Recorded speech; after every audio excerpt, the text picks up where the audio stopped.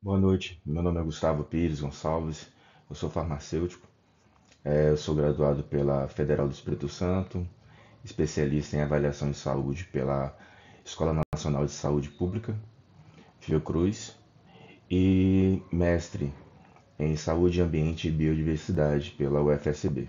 Bom, hoje nós estamos aqui para conversar um pouco sobre a introdução da psicofarmacologia.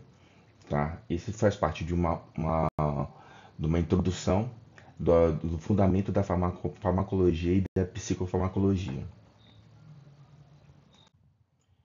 Bom, nossos objetivos a gente precisa compreender em relação aí o que nós estamos, o objetivo da nossa aula de hoje. Primeira coisa é compreender os conceitos fundamentais da psicofarmacologia, diferenciando da farmacologia geral, compreendendo sua importância no tratamento de transtornos mentais. Então, é uma parte da farmacologia específica dentro de tratamento de transtornos mentais. E a gente vai ver isso aí durante os nossos slides. Bom, a análise, né, dessa evolução e história da psicofarmacologia, identificando os principais marcos científicos e impactos das descobertas de psicofármacos no cuidado da saúde mental. Bom, relacionar os avanços da farmacologia, a psicofarmacologia, num contexto atual de atenção psicossocial e farmacêutica, destacando o papel do profissional de saúde com o uso racional de medicamentos psicoativos. Bom, um caso clínico, né? Vamos lá. Rafael, de 32 anos, é um engenheiro de software, é solteiro que procura atendimento psiquiátrico por queixas persistentes de desorganização, procrastinação e dificuldade de manter o foco em tarefas complexas, tanto no trabalho quanto na vida pessoal. Bom, ao histórico da moléstia atual. Relata que as dificuldades de atenção e de organização estão presentes desde a infância, mas se tornaram particularmente debilitantes nos últimos 5 anos com o aumento das responsabilidades profissionais. Ele descreve frequentemente a sensação de sua mente estar pulando de um pensamento para o outro e a dificuldade de conclusão de projetos. No trabalho, ele tem enfrentado problemas com prazos frequentemente, entregando tarefas incompletas e com erros por desatenção e detalhes. Há um histórico de mudança de frequência de emprego, de 4 empregos nos últimos 7 anos, justificado por ele não, entre aspas, não se encaixar ou por se sentir estagnado, mas o que, em retrospectiva, ele associa a dificuldade de manter a produtividade e o foco a longo prazo. Desorganização é um problema crônico, frequentemente esquecendo-se de datas e horários. Descrevem a inquietude interna e a dificuldade de permanecer sentado por longos períodos e palestras, precisando levantar e mexer as pernas constantemente. Não utiliza nenhuma substância e não possui não usa, não tem o consumo abusivo de álcool. Bom, quando a gente fala de histórias patológicas pregressas, na escola, Rafael era considerado inteligente, mas distraído. Recebia feedback de professores com dificuldade em seguir instruções, perder o foco na sala de aula e não entregar trabalhos completos. Não há histórico de outras doenças psiquiátricas diagnosticadas formalmente, como o transtorno depressivo maior ou transtorno de ansiedade generalizada, embora ele reconheça períodos de frustração e baixa autoestima, relacionando as suas dificuldades e negou internações prévias, e não há uso contínuo de nenhuma medicação. Bom, como é que em relatos familiares, a mãe, existe o relato de traços de desorganização e procrastinação, mas sem diagnóstico formal. O pai, sem histórico de condições psiquiátricas relevantes. O irmão mais velho é o diagnosticado com TDAH na infância, tratado com medicação não específica durante a adolescência, com melhora significativa dos sintomas. Atualmente, ele gerencia bem a sua vida e carreira. Então, no exame psicológico, no sumário, apresenta-se cooperativo e verbalmente fluente, mas demonstra dificuldade em manter o contato visual constante, alternando o olhar para diferentes pontos da sala. Durante a entrevista, há momentos que parece desligar-se brevemente da conversa, necessitando de lembretes para voltar ao tópico. Sua linguagem é clara e coerente, não há alterações de pensamento. O humor é otímico, mas com afeto ansioso e frustrado ao discutir suas dificuldades. Em teste de triagem cognitiva, demonstra-se dificuldades em tarefas que exigem atenção sustentada e memória de trabalho. Não há sinais de comprometimento cognitivo global. A insights sobre a sua dificuldade é boa e ele expressa um forte desejo por melhoras. Pergunta norteadora que a gente vai retirar desse caso. Considerando o caso clínico de Rafael, a história de longa data de sinais, impactos significativos de histórico familiar, quais seriam as consequências desse paciente se ele não utilizar um tratamento medicamentoso correto?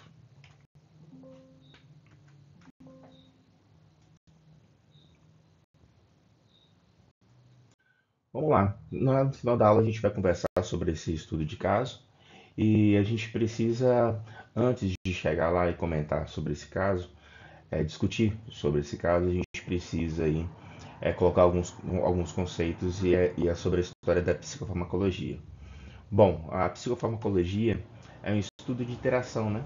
De interação de psicofármacos no tratamento de sintomas de transtornos mentais, englobando a compreensão da dinâmica da ação das substâncias no organismo e suas relações com a eficácia terapêutica. Então a gente está falando de fármacos que vai atuar diretamente no sistema nervoso central, modificando o comportamento do paciente. Então, psicofármacos é que eles vão alterar o funcionamento do cérebro e também a experiência psíquica que tange a percepção aos pensamentos. Então, a psicofarmacologia ela é tanto trabalhada dentro da psiquiatria como na psicologia, no comportamento e no encaminhamento desses pacientes. No resultado geral que se necessita desse paciente, a gente precisa saber que essas substâncias clínicas vão influenciar no resultado clínico geral do paciente. Então, vamos fazer um timeline aí em relação à história da psicofarmacologia. Quando a gente cita o século XIX, a gente tem que falar, lembrar que não existia a indústria farmacêutica, a pesquisa química ainda não estava avançada. Então era muito utilizado ervas e plantas medicinais. Então essas plantas medicinais, esses fitoterápicos, eram muito utilizados para amenizar sintomas. Não para um tratamento completo, mas ao menos para tirar um pouco desses sintomas, amenizar sintomas. Então a gente está falando aí dos sedativos e hipnóticos do século XIX, o primeiro aí foi a eosina, mas a gente está falando também da papoula da Índia, a gente está falando também da cannabis sativa, que ela também é utilizada para minimizar sintomas, tá? Bom, a mandrágora, passiflora, beladona são exemplos aí de fitoterápicos que foram muito utilizados nessa época. Bom, esse termo psicofarmacologia foi utilizado pela primeira vez por David Mesh, com o uso da quinina e do ácido acetilsalicílico como anti-inflamatório e antitérmico, tá? Então, a primeira vez que ele estava, esse cientista utilizou esse nome de psicofarmacologia. Bom, aí ele tinha um conhecimento que esse medicamento ele conseguia entrar dentro do sistema nervoso central e fazer uma modificação química para ter um sintoma, um tratamento clínico, para ter um efeito clínico. Bom, os barbitúricos começaram a ser utilizados a partir de 1920, o ácido barbitúrico. Bom, isso aí, quando a gente fala então de pré-história, a gente tem que lembrar em fitoterápicos, que a gente está falando de ervas e plantas medicinais. O grande marco da psicofarmacologia moderna foi a década de 1950. Por quê? Justamente devido a essa substância, a clorpromazina, em 1951, por Paul Charpentier. Esse Paul Charpentier, ele descobriu a clorpromazina, tá? É um antipsicótico e sedativo. Naquela época também utilizava muito o termo neuroléptico, que significa o quê? Léptico, segurar o nervo. Então a gente está falando aí de um antipsicótico clássico, típico, e ele vai diminuir esses sintomas positivos da esquizofrenia. Bom, sintomas positivos. Então foi uma modificação gigantesca no tratamento aí, na observação clínica e no tratamento a partir dessa substância. Então, até 1950 era caracterizado todos os pacientes que tinham alguma doença psicótica, eles eram retirados da sociedade e colocados em manicômios. Então, esses hospitais psiquiátricos que eram praticamente retirar o indivíduo da sociedade. Então, isso era comum até 1950. Bom, outra substância também que a gente tem que levar em conta em 1960 são os benzodiazepínicos, tá? São os ansiolíticos mais comuns, os medicamentos mais utilizados pela nossa sociedade hoje em dia. Esses ansiolíticos abrangem o diazepam, bromazepam, alprazolam. Então, esse tipo de substância hoje em dia ainda é muito utilizada, que a gente vai estudar um pouquinho aí a partir desses dias aí. E também tem que se considerar nessa época aí o lítio, o carbonato de lítio, em 1960 foram as primeiras pesquisas, em 1974 que foi justamente começou a ser utilizado. O lítico, né, ele é utilizado para manias e como estabilizador de humor, ok? Bom, a segunda geração, essa terceira fase aí, a gente considera como a descoberta da clorpromazina a partir de 1970, tá? 1970, a clorpromazina, ele é um antidepressivo, um antipsicótico da segunda geração. Então, a partir dessas substâncias, a descoberta dessas substâncias, que se deu que alavancou a utilização de psicofármacos, tá? E considerou consolidou justamente uma ordem em relação a efeitos da esquizofrenia com sintomas negativos, com a utilização dessa clozapina, tá? E todas as substâncias que fazem alteração de serotonina. Os inibidores de recapacitação de serotonina, tá? Então eles também entram nessa terceira fase da psicofarmacologia. Bom, quando a gente estava falando em relação à pré-farmacologia, eu vou deixar um vídeo aqui para vocês acessarem no YouTube. Isso aí é chamada Ilha da Pólvora, em Vitória, no Espírito Santo. Eu tive a oportunidade de conhecer, fazer um contorno aí de barco e tive a oportunidade de ver desse prédio abandonado. Ele foi fechado no início, na década de 70, e a Ilha da Pólvora ela funcionou aí como um manicômio gigantesco aí que tinha. Quando a gente fala de isolar as pessoas, sim, eles isolavam as pessoas para não ter contato com a comunidade. Então, esse é um exemplo clássico, tá? É chamada Ilha da Pólvora. Outro exemplo aí da história capixaba, olha o tamanho do hospital, é chamado de Hospital Colônia Dalto Botelho, tá? Ele era justamente onde se levava os pacientes com doenças mentais. Então, quando não tem um medicamento a ser utilizado a sociedade não tem condições de controlar, a, tentar entrar dentro de um padrão de convívio com a comunidade, o objetivo naquela época era justamente isolar os pacientes. E esses aí são dois exemplos de hospitais psiquiátricos aí que eram utilizados no século passado. Bom, a importância da psicofarmacologia na prática clínica. Bom, a dimensão mais humanizada para tratamentos psiquiátricos envolvendo manicômios marcados por violência, estigmação e segregação. É, não se tinha, não se, se tem documentado todo um tratamento, não sem fatores humanos ligados que prejudicava seriamente a capacidade do indivíduo de voltar para o convívio da sociedade. Então, né, eles eram separados mesmo, de forma que eles não tinham condições de voltar ao convívio. Esse movimento, né, da reforma psiquiátrica teve início aí na Itália, com o psiquiatra italiano Franco Basaglia.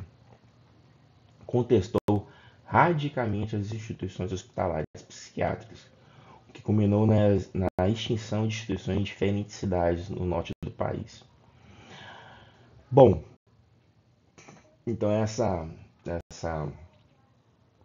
esse movimento, né, de reforma psiquiátrica, ela começou na Europa e foi para o Brasil, justamente para poder, com a utilização desses antipsicóticos, houve uma melhora de atendimento desses pacientes e condições deles ficarem dentro da comunidade.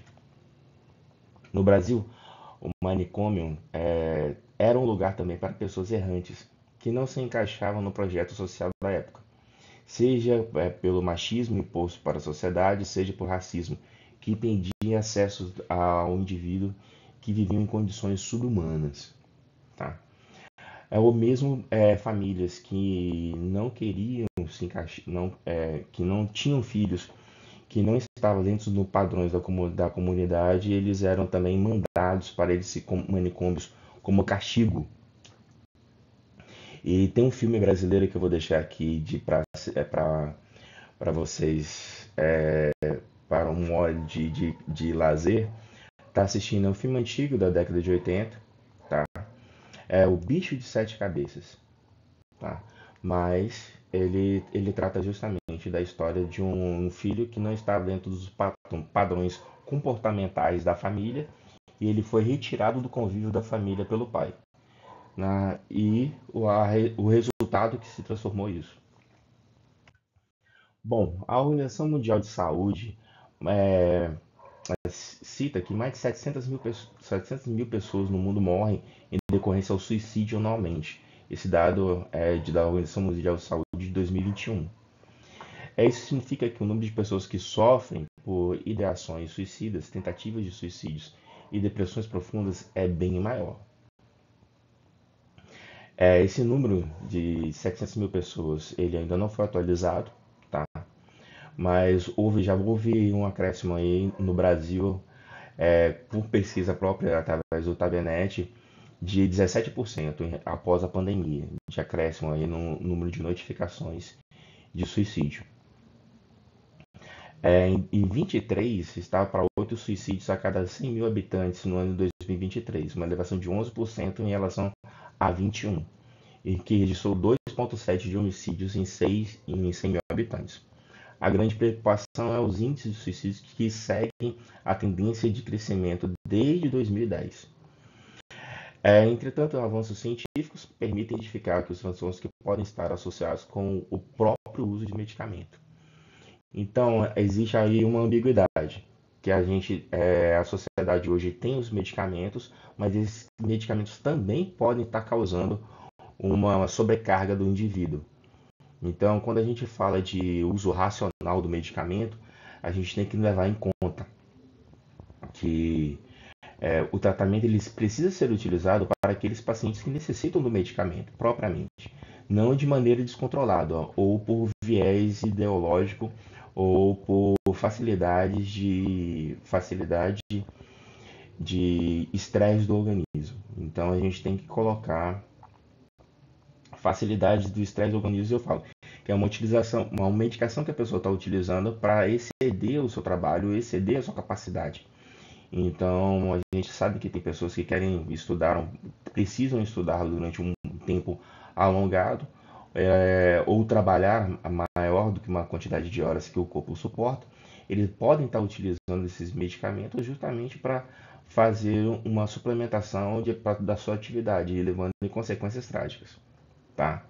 Então, a gente tem que prestar atenção em relação a esse tipo de pacientes. Então, o medicamento pode levar? Sim. Então, a gente pode. Um exemplo que eu posso dar: benzodiazepínicos. O uso de benzodiazepínicos tem em consequência a perda de memória e também pode levar o paciente a estar entrando em estado de depressão, principalmente para idosos.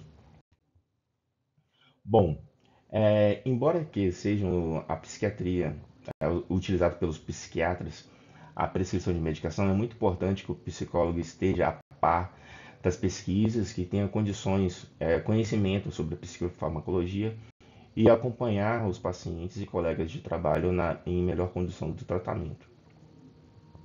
Então, não só os psiquiatras que vão prescrever, mas quem está acompanhando também é importante conhecer sobre psicofarmacologia, a atuação desses fármacos no comportamento dos seus pacientes. Então, o psicólogo está estritamente ligado a esse tipo de situação. Tá? Esse trabalho conjunto é fundamental.